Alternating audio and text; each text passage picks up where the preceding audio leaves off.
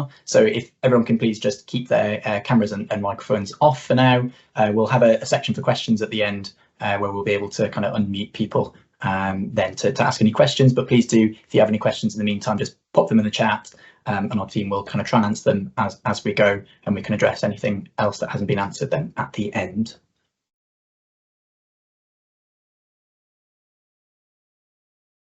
Hi everyone. So it's just a quick, just to let you everyone know, I'm not sure if everyone does know who the Clinical Effectiveness Group are. So we're a non-profit organisation that work across all the practices across NEL.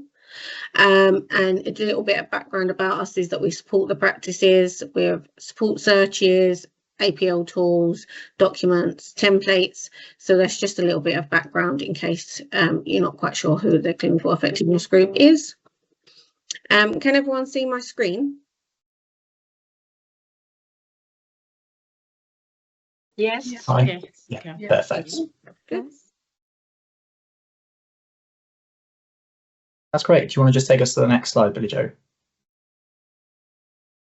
Great. So a brief kind of overview of what we're going to cover today. So we're going to talk about adult IMS, particularly the seasonal vaccines. So we're going to cover the autumn-winter COVID programme. We're going to talk about flu vaccines, RSV vaccination programme, the pneumococcal vaccine and shingles vaccines as well. So if we kick off with the autumn-winter COVID vaccine, so the programme's going to be starting soon from the 3rd of October. The eligibility is similar to last year's autumn programme, but there are a couple of small changes, and it's quite different to the spring programme. Spring programme is a much more targeted programme where it's, of the clinical risk groups, it's really just the immunosuppressed that they're looking at. But the autumn winter, like last year, is a much wider offer. So it's anyone that falls into the clinical risk groups, not just around immunosuppression. So thinking about people with chronic kidney disease, chronic heart disease, chronic respiratory diseases, pregnant patients, morbidly obese, SMI, so a much wider offer. In addition to those kind of 6 months to 64 years in a clinical risk group, you're also looking at your adults aged 65 and over, including with no other medical conditions, residents in a care home for older adults, and your frontline NHS and social care workers, and those working in a care home for older people. The slight difference between this year and last year is that it's not covering carers, and it's not looking at people kind of at 16 to 64 who live with someone who's immunosuppressed. So they're not included in this year's. The other slight, it's not so much a change from previous, but they don't really look at historic COVID vaccinations really anymore. So not really looking at it as a booster as such. If you are in one of the eligibility groups, regardless of whether you've had your primary vaccines, you can have a COVID vaccine. The only exception is obviously if you've been vaccinated within the last 3 months, you wouldn't necessarily be eligible until you're 3 months after your last COVID vaccine. Should we go to the next slide? So where can you find them? So they are available in the practice support folder under immunisations and vaccinations. Within there, you'll have all your searches broken down by age, housebound, kind of the vulnerability groups. And we've also included a new search to try and address one of the criteria within the Green Book clinical risk for immunosuppressed is around corticosteroid usage, particularly those, or specifically those who are on an equivalent to 20 milligrams or more of prednisolone for at least a month. Now, there are some limitations in how we can search for this because of the way this data is captured in primary care. So the clinical systems, they record a quantity of tablets issued, but not necessarily the dosing instructions. You can't search upon those, and the duration of those prescriptions you can't search on those either. So what we've done is we've created a search to try and be as specific as possible to bring in people who may fit that eligibility criteria, who don't otherwise fall into one of the risk groups, because fortunately a lot of these patients would otherwise fall into one of the risk groups, which reduces the numbers that would need kind of reviewing. So we've created a search to look for this, and a kind of a quick, easy view report to quickly determine eligibility. So it has the patient on and medication issues within the last 3 months of corticosteroids. So you can quickly look and see, yes, that person would be eligible. To be honest, the numbers on this are actually quite low anyway, because like I say, a lot of these patients fall into one of the clinical risk groups anyway, but a clinician or a clinical member of the team would need to just review that list. In my practice, for example, there are no patients that fall into that because they all fall into another clinical risk group. But it was just wanted to make people aware that that is there, and that list would need review to determine, just to confirm that they are actually eligible. Can we go to the next slide, Billy Joe? The other things that we wanted to flag is there is a national NHS GP vaccinations data dashboard, and that is now live and it is available freely for practices to use. Historically, there had been some issues with this dashboard not being available at the start date of the programme, but actually this year it is live. You can log on to it with your smart card, and it will show you a list of eligible patients for COVID vaccination and also flu vaccination within your practice. Now, you need to be on the HSCN network in order to, can everyone just make sure they're muted? You will need to be, so using your practice network, or if you're working from home through a VPN, and you need a smart card to log in because it has role-based access to only show you the patients from your practice. If we go to the next slide, I can kind of give you a bit of a few screenshots of what it looks like. So you have an overview page there where you can look at COVID vaccines, you can look at flu vaccines, and you can look at co-administration as well. We've gone to the next one. You get a list of patients who are eligible for your practice, and you can filter that by age, you can filter it by gender, kind of which risk status group they fall into. The other useful thing about this is this isn't just looking at primary care data, it also gets data from other sources, so particularly hospital data. So that has a benefit, particularly around the immunosuppressed group, where some immunosuppressive medications are issued by the hospital and they're not necessarily coded in the primary care record, or if they are, it might have been a while ago and they may have dropped off and things like that. Now, so maybe there's a small subset of patients that then get picked up in a dashboard like that, or in a search like this, because it's pulling them through from the HES data. A lot of them will get picked up from primary care data as well, but it's just important to be aware that sometimes your list might differ because it's not just looking at data that's from your primary care clinical system, but also other data sources. You then get a dashboard view. So at the moment, it's everyone is unvaccinated, but obviously that will change as the program goes along for COVID.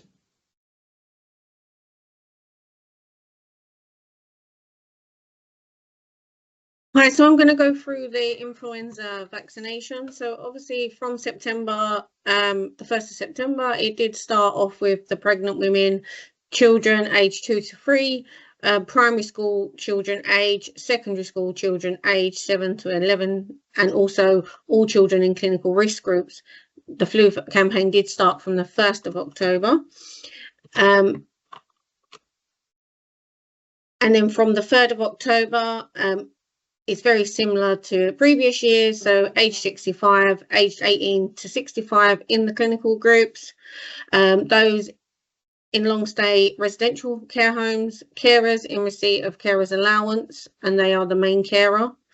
Close contact of immunosuppressed, and all frontline health staff with social care settings. These will be eligible for the flu. We have provided the influenza support searches, so these are in our immunisation folder under seasonal flu influenza 24-25.1. Please do make sure you've copied these over. Also, we have provided a F12 flu vaccine protocol. So we've created this, and it combines both adult and children's vaccines. So it's quick and easy for you to import into your practice. You can then amend the batch numbers easily, and we have done a fact file as well to go along with this, so it makes it very clear step by step what needs to be changed. So if you do want this and you don't already have it, please let me know, or your local facilitator know, and then we'll send you the flu F12 protocol for you to import into your practice.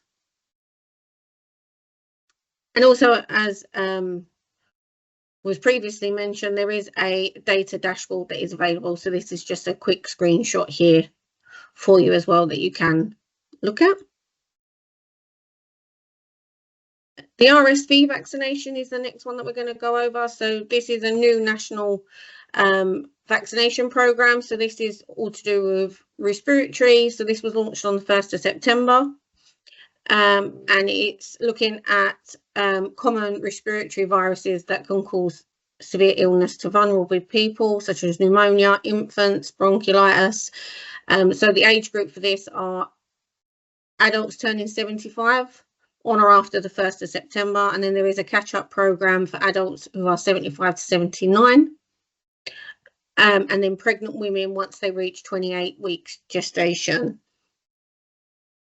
We have created support searches for this for the older criteria. They're available in our immunisation and vaccinations folder. So please, if you haven't already copied these over, please do. That will tell you who's eligible to have these vaccinations done. Just a quick reminder, so for the pregnant women, the practices are not contractually required to call or recall these patients, so they will be routinely done by the maternity team. However, you may get some that do come in and request to have it at the practice, which is absolutely fine. You can give the vaccination to those patients. It will be commissioned by Essential Services in GP contract. If you do need any further information about the RSV vaccination, I've put a link in this presentation as well for you. I'm just going to pass back over to my colleague. Yeah, so we just wanted to touch briefly on kind of co-administration, because obviously in the winter programs we often do co-administrate. Now with RSV, actually the recommendation is that it shouldn't be co-administered with COVID or flu vaccines, because there is some data to suggest that administering with COVID or flu may well affect the immune response that you get from the RSV vaccine, and it's thought that your response to the vaccine would then have an impact on the level of protection that they would get from that if they do develop RSV. Now, it may well be that recommendation changes as further data is gained as the programme goes on and with time, but at the moment the recommendation is that they are not given on the same day, except in two specific circumstances, which would be where they are unlikely to return for a second appointment or immediate protection is necessary. Now, I think it's just careful to note that kind of unlikely to return for a second appointment really does mean kind of actually the patient is kind of really chaotic or difficult to engage in services, and actually they would be unlikely to represent. So you really have to use that moment to do as much as you possibly can for them. In that circumstance, the risk benefit would then kind of indicate you should give them protection, or with immediate protection being necessary, that would really be that they would not be even able to come the next day to be vaccinated. So if you really got to get that protection in for if they're going to start on chemotherapy or immunotherapy or something like that, and you really just need to get that on board as soon as possible and in those circumstances. But it's not really supposed to be a kind of, for pragmatic reasons, it's more practical to co-administer. The recommendation is quite clear that they really shouldn't be given on the same day unless the circumstance that we've talked about.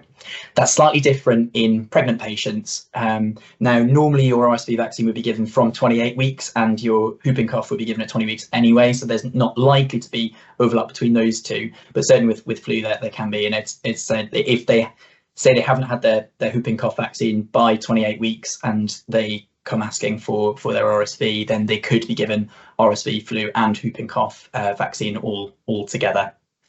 There's a really good resource for RSV vaccination in older adults and a few of the other vaccines, which is the kind of information for healthcare professionals, and it goes through about lots of different circumstances and what to do when. So if patients come early or if they have had two doses of vaccinations too quickly. So I'd suggest having a look on there if there's any particular clinical situations you're kind of going, what if this, what if that? It's a really good resource. So that link will take you there, but also the QR code will as well.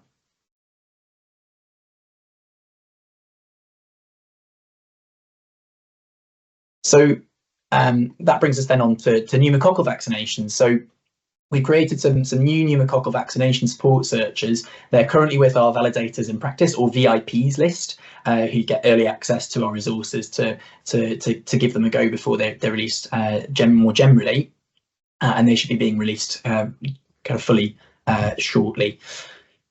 Eligibility groups are adults 65 and over, and patients aged 2 to 24 in a clinical risk group, which is again defined in one of the tables in the green book for pneumococcal vaccination.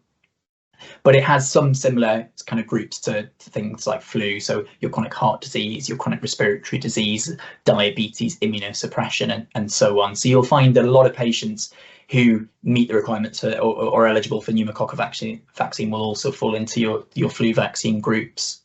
Now, most patients only require a single dose, but there is a subset of patients who require actually 5. It's recommended they have a revaccination every 5 years, and that's those with asplenia, so no spleen, or dysfunction of their spleen, or chronic kidney disease.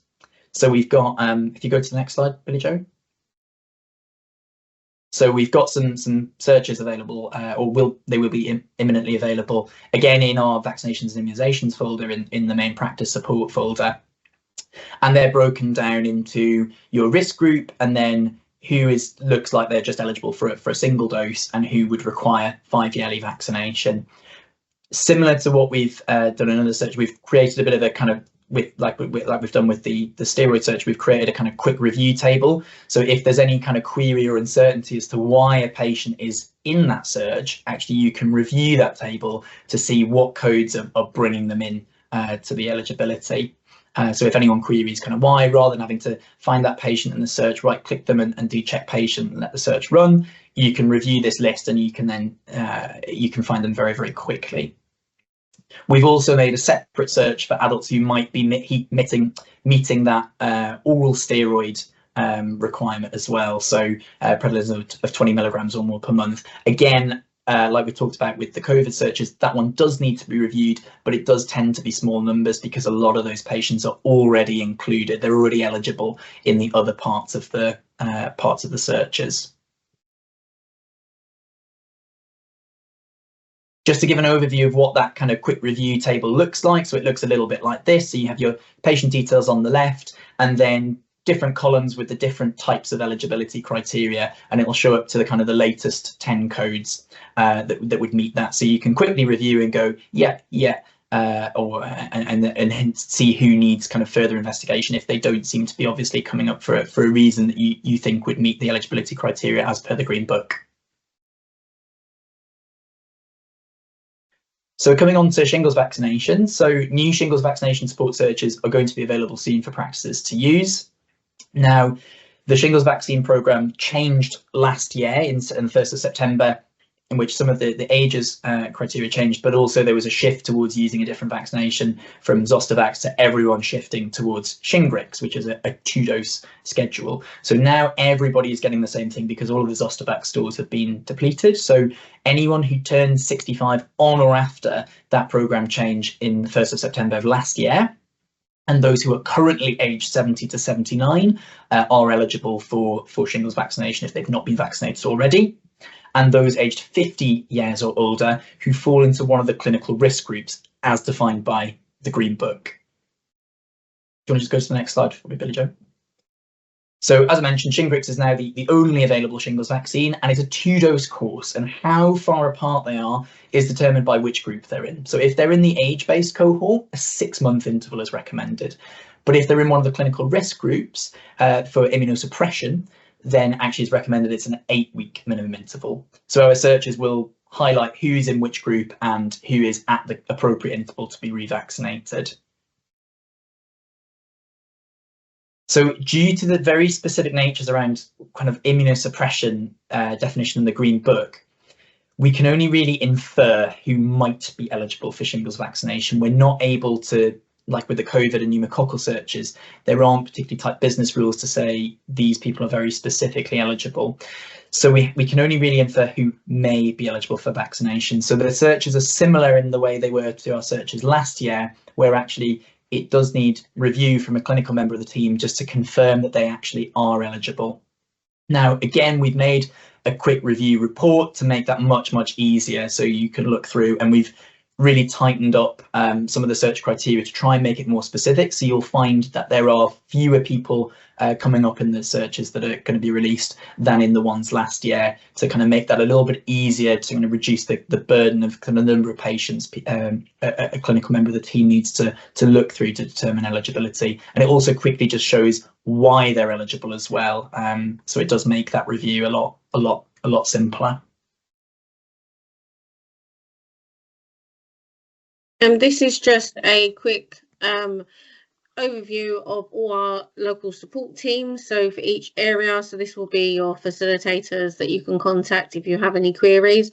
As previously mentioned, we do have a VIP list now that you do get access to our searches and products sooner than the practices to test and work through these.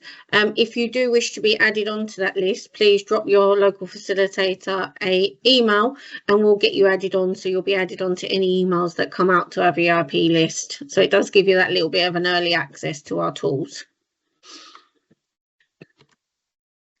Are there any questions? So I'm going to stop sharing now. My screen up.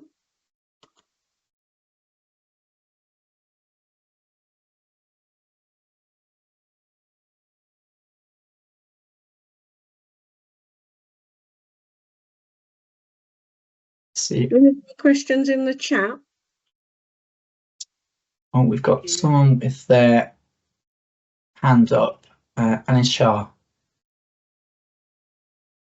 Do you want to unmute your mic and come in?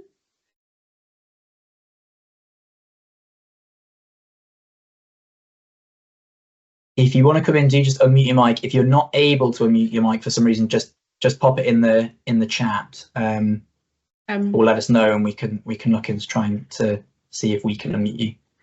So, Mike, can you hear me? Yeah, I can hear you, Mevish. Yeah, there's a few questions in the chat as well. Yeah.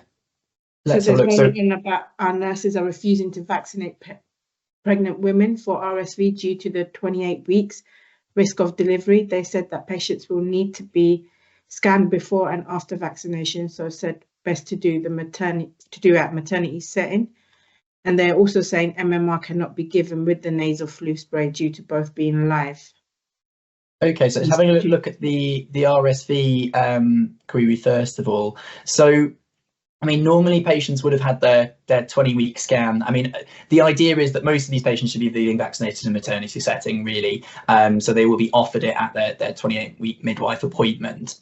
It's only really kind of thought that if patients presented to the practice, they hadn't been vaccinated for whatever reason, and they go, I'd like to be vaccinated, that they then should be able to get that.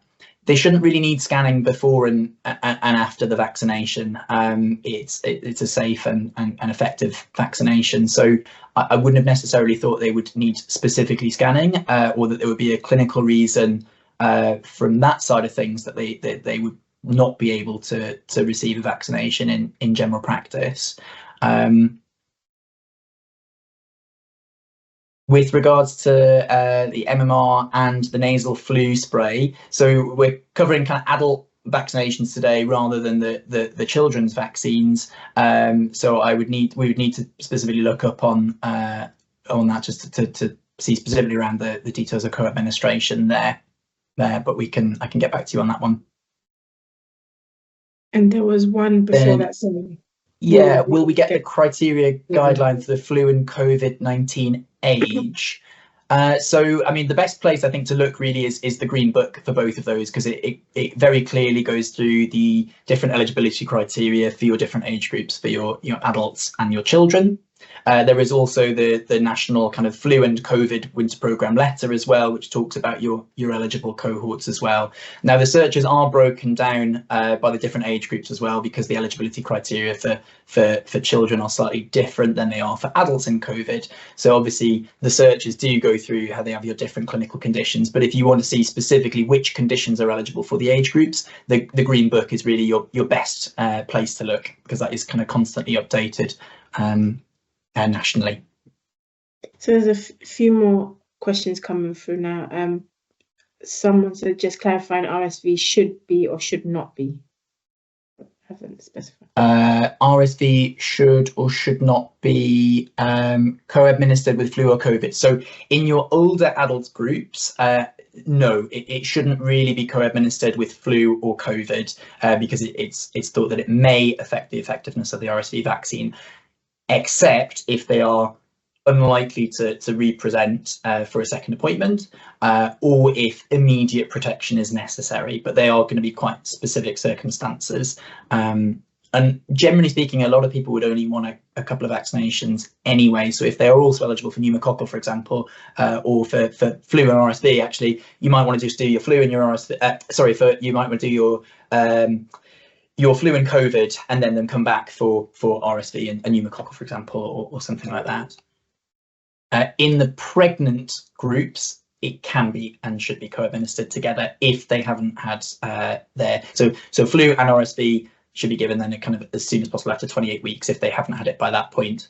And if they haven't had their whooping cough vaccine by then, they should really have had it around 20 weeks anyway. But if they haven't, again, it's thought that it would be good to get that on board, because you want that protection is really there for the baby and not necessarily for mother. So it then allows the best kind of chance of that happening. I think there was just some advice there from other members as well, which is. Oh yeah, so someone else has commented that you can give MMR and flu. The only two live vaccines you can't give is MMR and yellow fever. So thank you for that, Katrina. We've got a question: pneumococcal and shingles be given at the same time? I believe so. An RSV can be co-administered with pneumococcal and the shingles vaccination. And Rob Moore has also confirmed about MMR and flu. Thank you for that, Rob. There aren't any more hands up or questions that I can see. Does anyone have any? If anyone else has any other questions, please do pop your hands up or pop them in the chat. While we're waiting for that, the other thing that I'll just mention is, and we talked a little bit about childhood hymns, is one of my colleagues, Dr. Milena Marszalek, who's a GP in Tower Hamlets, and one of our clinical leads at CEG, has produced a short 4-minute film exploring how parents decide whether to vaccinate their children, which has been co-created with a group of parents in Tower Hamlets, specifically around MMR. It's available for practices to download to show to their patients or to display in their waiting rooms, and it's a really good kind of short, kind of 3.5-4 minute film. So I suggest kind of practice have a little look at that and see if they would want to show that in their waiting rooms or have it on their website for patients to look at, because it can then think about triggering conversations around vaccinations. So we can put the link, the YouTube link to that in the chat. There's a question, Mike. Any contraindications for RSV vaccination? Contraindications for RSV vaccination, I believe it's basically that you are allergic to a component or subcomponent within the RSV vaccine. I don't think there are any other specific contraindications. I can have a very quick look in the Green Book just to double check that though. But again, the Green Book is really the key place to have a look for all the details around indications, contraindications. The information for healthcare professionals is also a really good resource to look at for different clinical scenarios as well. Just to let you all know, we will be sharing the slides after the presentation as well, and it will be available on our website. So we'll let you know and share the presentations with you all as well once it's available. And Maria has come back asking about the time between the flu and RSV vaccine.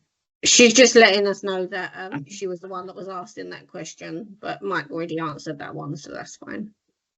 Does anyone else have any questions at all for us? Well, thank you all so much for attending today. And if you do have any queries or any questions, please contact your local facilitator and we'll always come back to you as well. Just very quickly to answer the question on RSV and contraindications, I've just had a little look in the information for healthcare professionals, and it says the only contraindication is a confirmed anaphylactic reaction to a previous dose or a component of the vaccine. So it really is just about whether you're allergic to something that's in it or you've had an anaphylactic reaction to it in the past. Great. All right. Well, thank you very much, everyone, for attending. Like I say, do just contact your local facilitator if there is any support you need. If you've got questions around the searches, or if you need help with facilitation, we do also offer kind of facilitation support visits as well. So if you haven't had one in your practice and you didn't know that we offer that, then please do get in touch with your local facilitator as well, and we can see how we can support you best.